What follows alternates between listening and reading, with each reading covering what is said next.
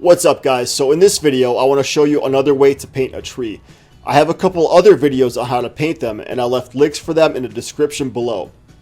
As artists, our technique evolves over time, and so with my style, it has evolved since the last time I made those older videos, but some of the same principles still apply. So I guess this is in a way an update on the previous videos. Many things affect the way you paint a tree. The way light is diffused inside the tree will affect the way you paint the background, and also the angle at which the sunlight comes at it. And the intensity of the sunlight will significantly impact your approach to painting it. When artists talk about how to paint a tree, they're just showing you one way to do it out of numerous possibilities. And so I guess this is what I came to realize the longer I have been painting. The more I study the reference materials and how to paint them, the more I realize that there are more ways to approach them. When it comes to basic principles such as using layers, even this idea has different variances. Like what size and shape are the leaves? What kind of density do they have when clustered together? I remember when I was younger, I used to hear people who are experts in their craft telling me how the more they study something and become better at it, the less they seem to know about it. Like as if there's so much more to discover about it than they realize. I think I get that now. Anyways, I don't want to make this video any more complicated. Let's get going and show you how I painted this. So I have pre-painted the background with white acrylic paint because for this painting I want to have an overcast sky as the context for this tree. However, for the rest of this painting I will be using oil paint. I first start off painting the tree trunk and the main branches coming out of it. I'm not focusing too much yet on getting the smaller, more detailed parts for this section, but I just want to get a main idea of where the main branches will be and how I will paint the clusters of leaves adjacent to them. The color for this is a mix of brown and Payne's gray. Don't use brown directly, as the only time that the tree trunks are really brown is in cartoons. It's almost always the case where the brown is desaturated to a greater or lesser extent. Okay, now on to the leaves. In this first stage, I'm painting large clusters of leaves. I will be using a mix of red and French ultramarine blue here, because the tree here is going to be a magenta tone, and so this mixture I'm using is a desaturated version of magenta. And that's the thing with mixing red and blue paint together. They're not going to create that purple color you might expect. It will turn out to be a more muddy or desaturated version of it, and so in this situation that would be the perfect mixture. When you paint the background leaves, make sure that their color tone is less intense than the rest of the colors, so that the brightest and most vivid colors can pop out more in the front. As I am painting these background leaves, I'm also adjusting the color value here as well because some spots are of course going to be lighter than others. Keep this in mind, the more variety you have of color and value, the better. All I'm doing is adding some white into the mixture. Also, make sure to leave some gaps here and there, as there is going to be some light poking through these leaf clusters, which I will elaborate later on in the video. Since the light here is coming from an overcast sky, that will mean that the light source is scattered and not really coming from one main source. The background leaves all the way in the back are going to get lighter because they will inherit the light that's being exposed to them, while the leaves closer to the inside of the tree will be darker to varying degrees. Okay, so now that's out of the way, let's do something else. Here I'm going to take a lighter bristled brush and start to gently blend together these colors. All you have to do here is gently brush over what we've done so far and blend the colors. Make sure that the brush is dry here, otherwise you'll overblend and the transitions won't be as smooth. Take your time doing this because it's easy to want to rush into the next stage of painting and overlook each step, but if you do, you're compromising the overall quality at the end. Now that I got that done, let's move to the outside edges of the tree and start blending this part. So here's how this will be very different from the last part. I'm not blending colors together here, but what I'm doing is using a dry brush technique. While the paint I had used here is still wet, I'm grabbing some of it with a brush and pulling it out to paint some of the leaf clusters that will stick out of the tree. I'm gently blending it to the white background. So that's what I will do all around the outer edges. And also, I'm getting those open spots inside the tree as well. Now I'm going back to elaborate further on the branches. For this part, use a small thin brush, and as importantly, make sure that the paint mixture is wet so that you can get more precise brushing here, as you will have to paint more detailed lines for the smaller parts of the branches. Now that we got this part done, we need to wait for all of this paint to dry. This is the end of the first part of painting the tree, so of course if you're working on a landscape, just focus on working on another section of the painting while you wait for this part to dry. Okay, now that this first layer is dry, it's time to get down to the nitty gritty, so pay close attention here. What I'm doing now is painting the darker parts of the leaf clusters. I'm still using that small thin brush here, and so I'm going to start painting small dots. Keep in mind, the colors here are the same, red and French ultramarine blue. However, this time I'm adding less white to it so that these small dots and smudges will be slightly darker than the background. I will be going around the edges of the tree once again, and this time adding all these small dots.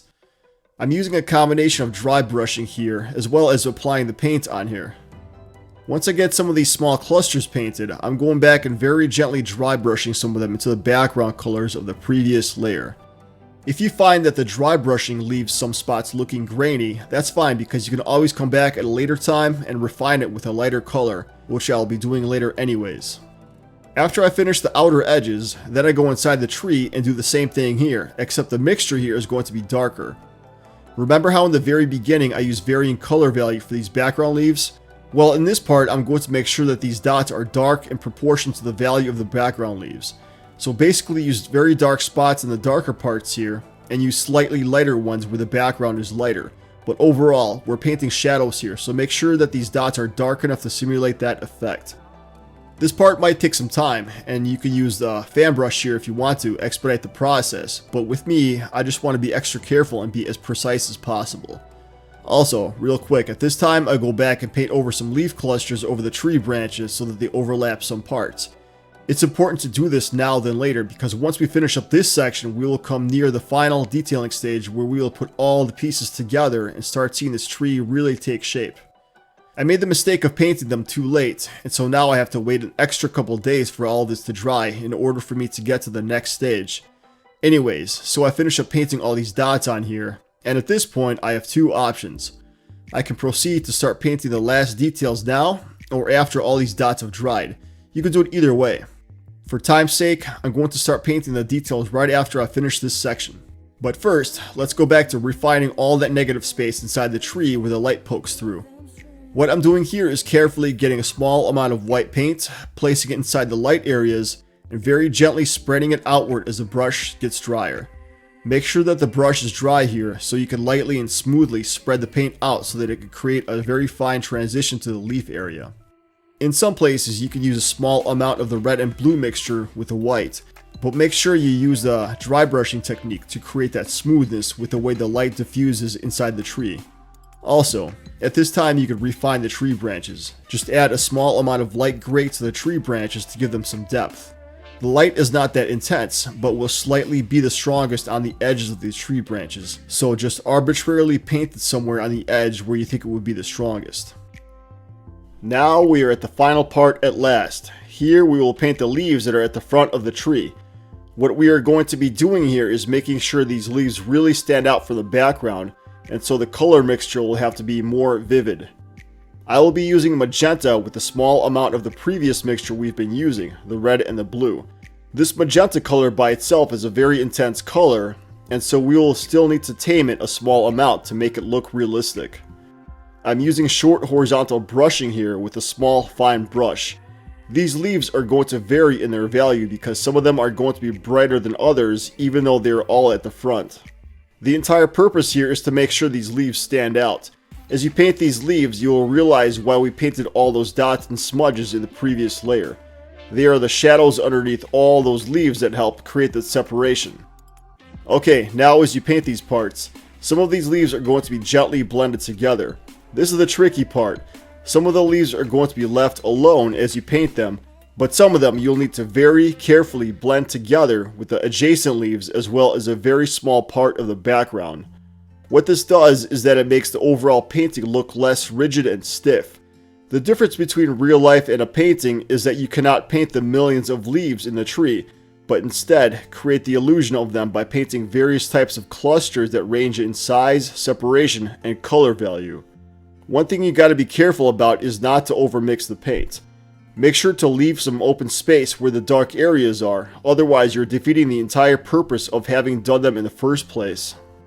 Make sure you take your time doing this. I'm going to do this inside the tree, covering all the main areas, and at the same time making sure I leave some open space. It's a delicate balancing act. I'm applying the tiny leaf clusters everywhere and also at the same time blending in some of them. So now I move on to the outside edges of the tree. This part is going to be a little different than what we just did. I'm using the same dry brushing technique we had done earlier, except this time I'm refining the spots that may look too grainy and sloppy. I'm using this new magenta mixture now to add some more vivid color to these outside areas. Some parts here you can leave them as they are, but pick ones that don't look that good and apply this technique to smooth out these areas. Again, this is a balancing act. Some of the leaf clusters are going to be solid and have some shape to them, whereas others are going to blur into the background and have more of an ethereal appearance to them. Once I finish them, I once again go back to the tree branches. This time I'm adding some small twigs here and there to finalize that part. Then I go down to work on the tree trunk. The light is going to come from either side as the weather is overcast. Use that gray and brown mixture I talked about earlier, except with some white paint this time. This is an easy section to paint. Just apply some patches here and there that have the proper color value to indicate the light and dark. Also, get some white paint and sharpen up the edges as well, so that we have no grainy looking parts in this tree. Not really much else to talk about here. Just make sure that the overall color value transition is decent enough and have some basic texturing here in the tree trunk. So now I go back to the tree and this time I'm reviewing the overall color scheme. Take a careful look and make sure that the color is evenly balanced everywhere, because sometimes you may have some areas that may have some more brightness or vivid colors than others. I suggest taking this painting somewhere that has a different light source than what you've been accustomed to, like outside or another room, just to get a new perspective on it. That's what I did, and notice that I have a few areas that need to be balanced out. And once you figure that out and take any corrective measures, take another look at your tree to see if there are any other spots that you missed. But anyways, here is the finished product. Hopefully yours looks similar to this one. We have some leaf separation here and some blending here as well. Painting trees is really an art and not a science. These techniques I learned are just some of the ones that I have accumulated over the years, and this is, again, just one way to do it. I hope you got something out of this tutorial, and if you made it here to the very end, thanks for taking the time to watch this. Please hit the like button and consider subscribing if you haven't already. Stay tuned for more videos like this, and I'll see you next time.